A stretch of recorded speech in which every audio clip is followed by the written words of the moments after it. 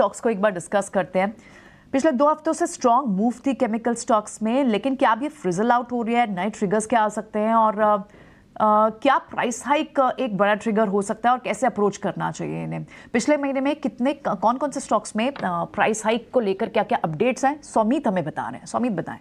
तो अगर आप देखेंगे तो चैनल चेक से जो पता चल रहा है दिसंबर के महीने में अगर आप देखेंगे तो क्रूड प्राइसेस करेक्ट होने के कारण केमिकल प्राइसेस में भी काफ़ी मूवमेंट देखने को मिली और स्प्रेड्स जो होते हैं उसमें भी काफ़ी मूवमेंट देखने मिले। सबसे पहले अगर आप देखेंगे तो एसिटिक एसिड के प्राइसेस करीब 4% से बढ़ चुके हैं ऑन मंथ बेसिस, जो कि पॉजिटिव है जीएनएफसी के लिए बट नेगेटिव है यूजर्स के लिए, जैसे कि लक्ष्मी ऑर्गेनिक और जुबलेंट इंग्रेविया। कॉस्टिक सोडा के प्राइसेस करीब 1.3% डिक्लाइन हुए ऑन मंथ बेसिस। अब ये नेगेटिव है ग्रासिम, डीसीएम, श्रीराम और जीएचसीएल कंपनी जैसे, और पॉजिटिव है अर्बन मिल, जीएनएफसी और जीएसएफसी जैसी कंपनीज के लिए। सोडा ऐश जो टाटा केमिकल और जीएचसीएल के लिए काफ़ी इंपॉर्टेंट है, उसका अगर आप देखेंगे तो मंथ बेसिस पे करीब 22% का एक प्राइस अपमूव देखने को मिला है। बट याद रखिएगा चाइना के प्राइसेस और इंडिया के कॉस्टिक सोडा ऐश के प्राइसेस में काफ़ी ज़्यादा डिसबैलेंस है, क्योंकि लोकल डिमांड सप्लाई डायनामिक्स के कारण। तो ये बात नज़र में रखनी होगी कि टाटा केमिकल्स अब आगे जाके क्या मूव लेते हैं, क्या वो प्राइस हाइक लेते हैं कि नहीं, ये ध्यान में रखना होगा।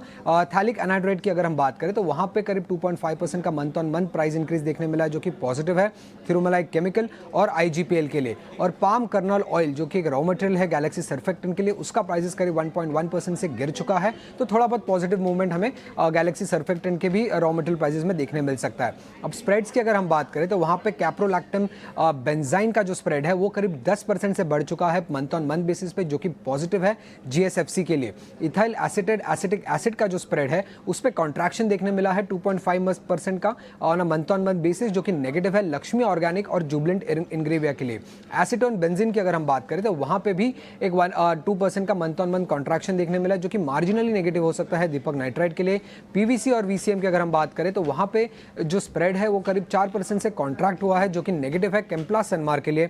और टीडीआई टोलिन की अगर हम बात करें तो वहां पे जो स्प्रेड है वो एक्सपैंड हुआ है 1% से, जो कि पॉजिटिव है जीएनएफसी के लिए, और थोड़ा बहुत नेगेटिव हो सकता है शिला फोम के लिए। तो ध्यान में रखिएगा सारे केमिकल स्टॉक्स काफी मूवमेंट देखने मिला है। टाटा केमिकल खास कर फोकस में रखिएगा, केम्प्लास सनमार्क भी फोकस में रखिएगा, दीपक नाइट्राइट और लक्ष्मी ऑर्गेनिक जैसे स्टॉक्स पे ज्यादा फोकस रखिएगा केमिकल प्राइसेस मूवमेंट के कारण।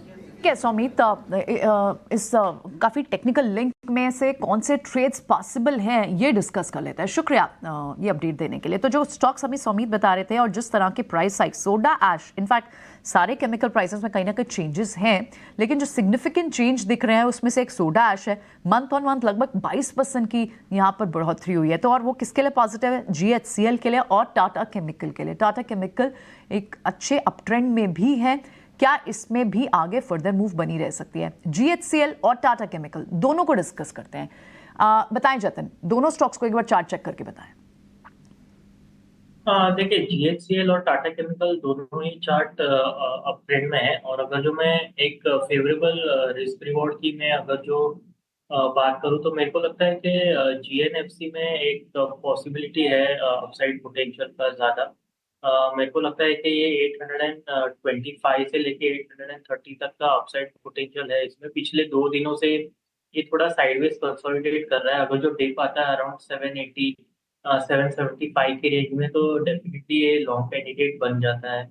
मेरे को लगता है कि बाय ऑन डिप करना चाहिए अगर, और अगर जो ब्रेकआउट आता है 810 के ऊपर भी, तो भी इसमें बाय की गुंजाइश है।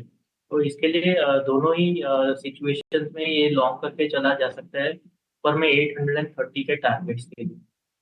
टाटा केमिकल्स में दोनों में आपको लॉन्ग की सलाह दे रहे हैं यहाँ पर। क्विकली शरद के भी पास जाएंगे, नवरत्न शेयर, लेकिन एक स्टॉक क्योंकि इस इंपॉर्टेंट पार्ट को कंक्लूड कर लेता है, थोड़ा सा कॉन्ट्रैक्शन अगर एक और केमिकल में मिली और कहीं ना कहीं वो एक्सपैंड पॉजिटिव होता है जीएनएफसी के लिए, सॉरी नेगेटिव होता है कैम्प्लास सनमार्क के लिए। क्या कैम्प्लास पे थोड़ा सा प्रेशर दिख सकता है? एक बार इसके चार्ट चेक करके आयुष बताएं। कैम्प्लास की अगर हम देखिए बात करें तो कैम्प्लास में एक ऊपर में रेजिस्टेंस फेस कर रहा है, जो कि 515 के लेवल्स के आसपास का। लेकिन कैम्प्लास में एक 480 का बहुत अच्छा सपोर्ट है, जहां से इसमें पहले भी ब्रेकआउट देखने को मिला। तो मुझे लगता है 480 के पास अगर ये मिलता है तो इसमें डेफिनेटली नीचे के लेवल से बाय करना चाहिए, बाय ऑन डिप्स ही रखना चाहिए स्टॉक में। 480 पे इसका रिस्क रिवॉर्ड काफी फेवरेबल रहेगा, तो 480 के आसपास इसको बाय करना चाहिए, अभी इसको छोड़ देना चाहिए। तो 80 के पास आपको कैम्प्लास की हम बात कर रहे हैं, उसको बाय करने की बात हो रही है। तो तीन की केमिकल ट्रेड्स को हमने यहाँ डिस्कस किया, लेकिन